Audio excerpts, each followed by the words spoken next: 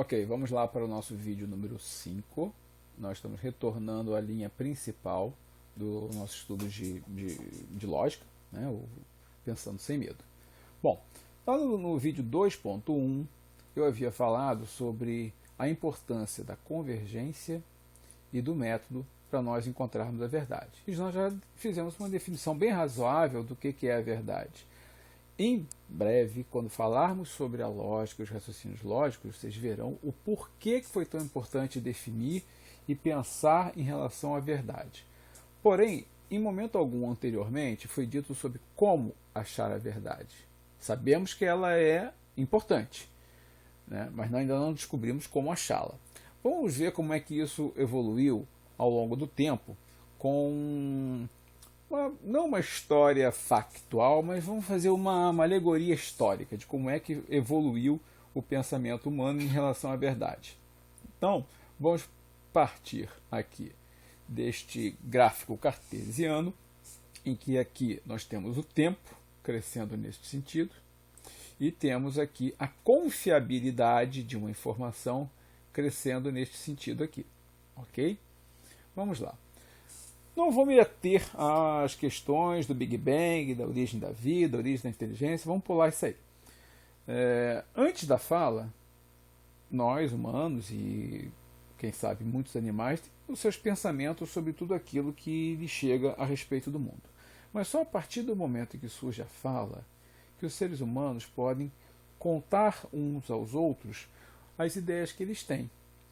Ou ainda, nós podemos contar uns aos outros as ideias que nós temos. Então, eu vou utilizar aqui o raio, aquele que sai das nuvens e atinge a Terra. Vamos ver como é que o conhecimento a respeito do raio evoluiu ao longo da história humana. De início, quando apenas se conseguia falar, só havia dúvidas. Não havia informações. Via-se o raio, ouvia-se o raio, eventualmente via-se o fogo provocado pelo raio, mas o raio era uma grande incógnita. Tá? Bom, o primeiro passo que a arqueologia, que a antropologia nos mostra, e da sociologia, da organização do pensamento do homem a respeito do cosmos, de tudo que nos cerca, foi a magia, né? A magia e a crença em espíritos, né?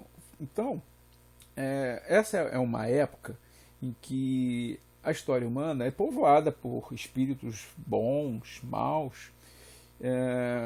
Os raios continuam sendo uma incógnita em certo aspecto, mas já se pode dizer que espíritos malignos causariam os raios. Você poderia criar um totem, né, para representar esses espíritos, e eventualmente você faria sacrifícios de animais, por exemplo, para acalmar esses espíritos e que eles não mandassem raios nas casas das pessoas. Tá? Aqui ocorre uma coisa interessantíssima na história do conhecimento humano. Tá? Assim, podemos dizer aqui o seguinte: nós estamos aqui fazendo uma introdução muito pequena do que seria uma teoria do conhecimento. Ou seja, nós estamos vendo quais os tipos de conhecimentos que existem, quais os conhecimentos possíveis. Tá? Então temos aqui uma teoria do conhecimento sendo apresentada. Bom, neste momento em que começa a surgir a magia, quando se mata um animal, quando se constrói um símbolo, um totem, algo assim, surge uma crença que destaca totalmente o homem dos outros seres vivos, que é a crença de que ele pode ter uma ação que modifica o seu ambiente. Estão ocorrendo raios. Eu vou matar um animal e eu vou conseguir parar os raios. Embora, obviamente, matar um animal não pare os raios, mas a crença de que o homem tem capacidade de, através de alguma ação, modificar a sua realidade é algo muito importante. Porque, de certa forma, embora não existisse nem ciência, nem tecnologia, assim, tecnologia sim, mas embora não existisse ciência propriamente dita, né, a tecnologia, vamos colocar aqui que a tecnologia é o uso de conhecimentos com algum fim. Exemplo, o homem tem conhecimento sobre como trabalhar a madeira. que ele consegue cortar madeira. Então, sabendo cortar madeira, ele resolve fazer um barco. Então ele usou o conhecimento de como cortar madeira e com criatividade ele criou um barco. Tá? Então a arte é o uso da criatividade com algum fim, né? O uso de conhecimento com algum fim. E a tecnologia é um tipo de arte, só que com um objetivo pragmático, de produzir algo que lhe tem um valor, tem uma utilidade. É diferente a criatividade de quem faz uma poesia da criatividade de quem inventa o avião. Né? São coisas, ambas são criativas, ambas são obras de arte, mas uma é pragmática e a outra é estética. Bom, a gente pode falar sobre isso um pouco mais tarde. Então, esse tempo da magia deu origem a esse outro tempo registrado aqui em azul, que seria o tempo da religião, né? Em que o que nós tínhamos aqui de uma forma muito elementar, pouco organizada, ganha em sofisticação, ao ponto de que nós podemos dizer que o que eram ideias esparsas sobre espíritos esparsos se tornou algo mais sofisticado e ordenado, um sistema de ideias coerente entre si. Não quer dizer que seja verdadeiro, né? Mas é um sistema de ideias, um conjunto de ideias que tem uma coerência interna. Né? E o que eram simplesmente espíritos, cada religião criou o seu Deus ou os seus deuses, que já são umas estruturas bem mais sofisticadas. Nós já estamos falando de um momento em que a escrita, seja qual for o símbolo que cada religião escolha, bolinha, triângulo, círculo, quadrado, aí ele já consegue construir sistemas mais sofisticados, livros sagrados e coisas assim.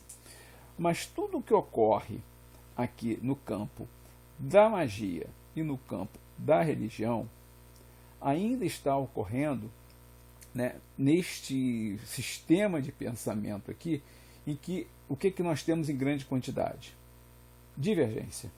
Cada povo criou a sua religião, explicou as coisas da forma como quis, de acordo com a sua criatividade. Né? E então há uma diversidade enorme, né? E as ideias divergem, elas não chegam a uma mesma conclusão. Né? Não se chega a um ponto em comum. Há uma grande diversidade de religiões, de deuses e explicações para o mundo. Né? Dentro de uma religião mesma ocorrem divisões, e dentro de uma religião surgem 2, 3, 4, ou simplesmente você vê as que foram criadas em locais diversos e já apresentam uma divergência muito grande. Tudo isso aqui demonstra o quê? Que as religiões são obras de arte, onde não existe método. Né? Só lembrando, esse símbolozinho de um E invertido significa existe, e quando eu coloco o E invertido com corte, significa não existe. Então, as religiões não têm nenhum método para criar o seu conhecimento. São obras de arte. Cada um cria o espírito que quiser, o Deus que quiser, o símbolo, o livro, a história que quiser. Né? Não há limites quanto ao que se faça nesse campo. E o que nós podemos falar sobre lógica? A lógica, existe lógica nas religiões, tá? Mas é uma lógica dogmática, ela é fechada.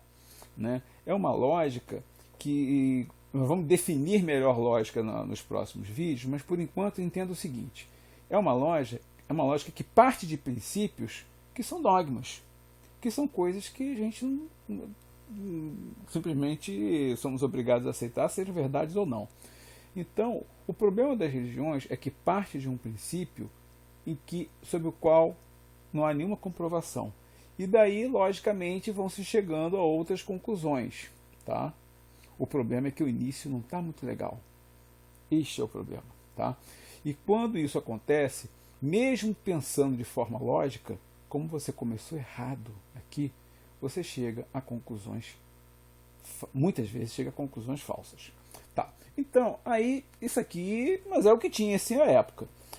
Vamos olhar para o surgimento da filosofia. Aqui nós temos realmente um grande passo ocorrendo. Por quê? A gente sai desta partezinha aqui da história do pensamento humano, né? E a gente entra em um campo realmente muito mais produtivo, muito mais feliz, que é o da filosofia. A filosofia surgiu na Grécia, tá?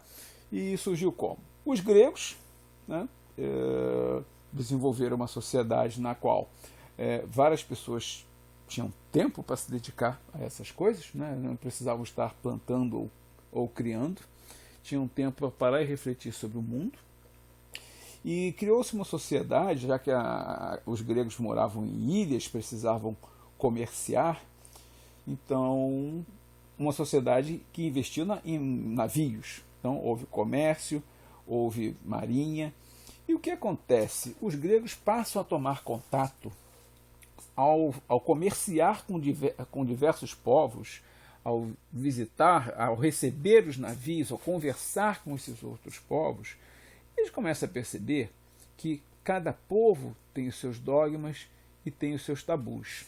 Então surge a dúvida. A dúvida é a grande fonte da filosofia e de tudo mais que vem depois. Quem está certo? Você começa a tomar contato com egípcios, com o Oriente Próximo, e cada um contando uma história diversa sobre como funciona o mundo, qual é a origem do mundo, se há um Deus, se há vários deuses, se o Deus é bom ou se ele é vingativo, cada um com as suas ideias, explicando o mundo a seu jeito. Então, a coisa mais feliz que os gregos fizeram foi não adotar o relativismo. Não partir do princípio que tudo estava certo ao mesmo tempo, o que não faz o menor sentido, né? Então, eles empreenderam uma busca pela verdade, pela comparação dessas ideias. E como se fez isso? Foi ali que surgiu a lógica, que a razão começou a ser utilizada para que nós chegássemos a argumentos convincentes para tentar chegarmos a uma verdade, né? Ou a verdade. Bom, nós começamos falando sobre os raios, né? Então aqui no campo quando surgiu a fala, o raio era uma dúvida, depois o raio era a obra dos espíritos, e aqui na época da religião, provavelmente o raio já era uma coisa mais sofisticada, que havia um código com um número definido de pecados, e seria um sinal de Deus, ou seria um castigo de Deus, ou algo assim, né? Então, aqui, como é que a lógica e a filosofia se apresentam em relação a essa questão dos raios, por exemplo? O que antes era simplesmente dito que era a vontade de um espírito ou a vontade de um Deus, começou-se a observar como isso acontecia. Então, por exemplo, os gregos podem ter percebido que os raios só ocorriam quando no céu havia nuvens baixas. Poxa, vocês já perceberam? Sempre que correm raios, há nuvens baixas, pesadas, escuras, vai chover ou terminou de chover, está prestes a chover. Então, só é improvável que os deuses sempre fiquem com raiva na época em que há nuvens baixas. Será que, na verdade, o que causa os raios são as nuvens e não o bom ou mau humor dos deuses? Então, esse tipo de raciocínio, de observação, né, em relação a detalhes, a estatísticas, a coincidências, daí vai surgindo um pensamento totalmente diferente do anterior.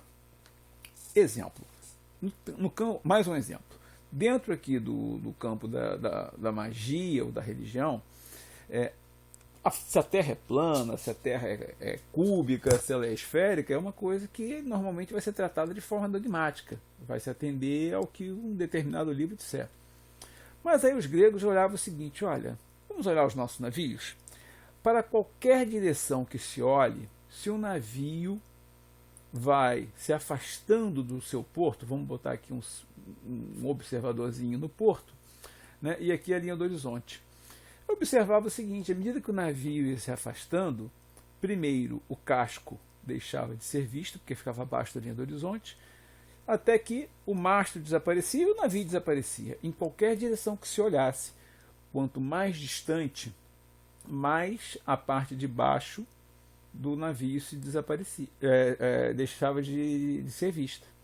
Então, qual foi a conclusão? Como é que eu posso explicar que eu vejo o barco, não vejo a parte de baixo, depois não vejo mais nada? E isso em qualquer direção, porque a Terra é esférica.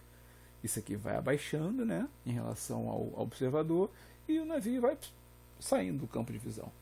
Então, o que antes era só um dogma que eu tinha que procurar em algum livro que alguém escreveu e disse que era de tal ou qual jeito, uma observação feliz da realidade, e através de um raciocínio a respeito do que estava acontecendo, me dava uma informação muito mais precisa sobre o que é qual é a forma da Terra, sobre o que é o cosmos, do que é o universo. Então perceba como esse salto do dogma para simplesmente para a lógica já foi uma coisa sofisticada e surpreendente. Tá?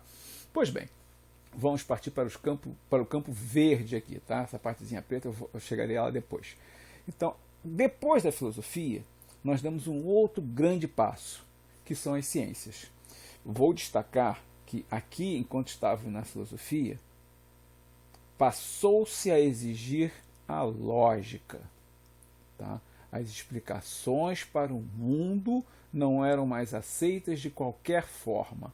Elas precisavam fazer sentido, elas precisavam ser convincentes. E o próximo passo, qual foi? Foi não aceitar apenas isso. Além de ser lógica, uma informação, uma explicação para o mundo deveria ter evidências. Então, as ciências, junto com as tecnologias que produziam as evidências, nos levaram ao patamar atual de confiabilidade. Isso aqui é o melhor que nós temos em termos de conhecimento e do que é ou no que não é verdade. As ciências não são perfeitas, porém elas têm um método de trabalho, que é o método científico, e com isso elas estão sempre se aperfeiçoando. Ainda que elas não estejam logo de pronto, de início, dando uma completa visão da verdade, por exemplo, do átomo, ao longo de séculos, nosso conhecimento do átomo vai aumentando cada vez mais.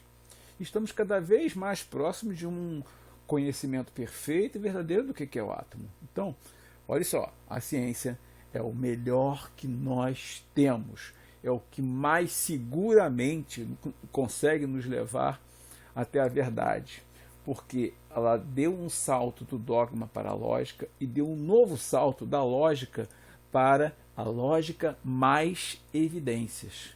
Essas evidências podem ser tanto produzidas por experimentos em laboratórios, como podem ser vindas de observações precisas daquilo que você não pode fazer no laboratório. Né? Você não consegue construir uma estrela como o Sol dentro do laboratório e fazer um experimento. Você tem que observar o que acontece no Sol e encontrar as evidências lá. Você não vai produzir evidências sobre o Sol dentro de um laboratório. Né? Então, voltando aqui, em relação ao formato da Terra, que antes a gente tinha que procurar num certo livro o que alguém teria dito, depois a gente começa a refletir logicamente sobre qual deve ser, mas quando nós chegamos nessa dobradinha da ciência mais das tecnologias, sabe o que a gente faz? A gente tira fotografias com aviões em grande altitude, nós mandamos satélites que levam suas câmeras de vídeo, foto e depois transmitem essas informações para nós. E sabe o que nós encontramos? Convergência. Todos os aviões, todos os experimentos, todos os telescópios em satélites nos mostram o quê? Que a Terra é esférica. Então, não apenas fazia sentido dizer que ela era esférica quando nós observávamos algumas coisas que aconteciam, agora há evidências, há provas, há fotos, há vídeos de que a Terra é esférica. Tá? Então, essa pequena história contada sobre como é que ao longo do tempo, né, aumenta a confiabilidade das informações, que elas se aproximam da verdade, né, é fundamental para que nós entendamos algumas coisas a respeito da lógica, do entendimento do mundo. Tá? Perceba o seguinte: ocorre uma migração. Assuntos que eram tratados pelas ciências, quando eles são alcançados pela lógica, deixam de ser assuntos de que as religiões sobre os quais as religiões tenham que falar. Eles deixaram de ser da alçada da religião e se tornaram da alçada da filosofia. Quando a tecnologia chega ao ponto de poder buscar evidências sobre aquilo que nós estamos estudando, mais uma vez ocorre uma migração. O assunto deixa de ser da alçada da filosofia e passa a ser da alçada da ciência. Então, acompanhamos novamente os raios. Começaram com uma dúvida, depois passaram a ser explicados como sendo a vontade de espíritos ou a vontade de deuses, depois como algo que ocorria em função das nuvens baixas, porque sempre ocorria ali por perto, até que chegou ao ponto que nós começamos a produzir os raios em laboratório, como aqui nesses geradores, provavelmente esse aqui é um gerador Van der Graaf, né? Mas você liga e desliga o raio a hora que você quiser. Você experimenta, você mede como faz, quando o raio acontece, quando ele não acontece. Inclusive você descobre que a natureza dele são elétrons em movimentos vencendo o dielétrico do ar. Então perceba o raio, como ele foi saindo do campo da magia, entrou no campo da religião ele foi tratado pela filosofia e por último chegou ao seu lugar, ao seu destino, ao seu lugar de direito, que é ser tratado pelas ciências. Então, eu já ouvi uma vez uma pessoa falando que a religião ela vem para suprir explicações de quando a ciência falha. E é justamente o contrário. A ciência não se manifesta sem que haja lógica e sem que haja evidências. Então, uma questão que ainda não pode ser tratada pela ciência, por exemplo, se Deus existe ou não, a gente não consegue fazer um experimento para provar a existência de Deus, todos os experimentos acabam, até porque a natureza não é conhecida de um Deus qualquer, a gente não tem uma tecnologia para chegar e dizer, olha, esse Deus existe e esse não existe, né? E como a própria ideia de deuses muitas vezes não faz sentido lógico perante a ciência, então a ciência simplesmente não se manifesta a respeito disso. Então, não é o caso de que a religião surge para suprir uma falha da ciência. É justamente o contrário. Enquanto a ciência não tem alcance para assumir os assuntos que estão sendo discutidos pela religião, então a religião pode continuar tratando de sair até que a ciência, isso seja alcançado pela ciência, para que ela confirme ou refute os conhecimentos religiosos, né? Então os conhecimentos religiosos são os de mais baixo nível de confiabilidade dentro de uma teoria do conhecimento.